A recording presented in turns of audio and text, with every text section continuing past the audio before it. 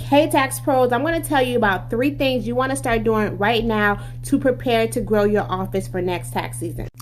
Number 1, I need you to start recruiting tax professionals right now. So go onto your social media, let your friends and family know that you will be trained in tax preparers for the upcoming tax season. So if anybody has been interested in learning how to do taxes, you are the person to reach out to. Number 2, I want you to sit down and write out your operation procedures. So how do you want to operate? When you get a client, how do you want them to be greeted? What is the process to do taxes with you? How do you want to communicate with them while they're waiting for any tax refund or credits? Go ahead and write all that down so that you can properly train your tax professionals when they start coming in.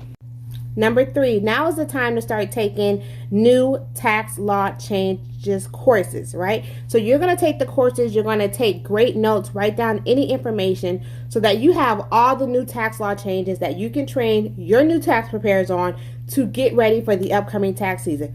Guys, go ahead and follow me for part 2 of this video.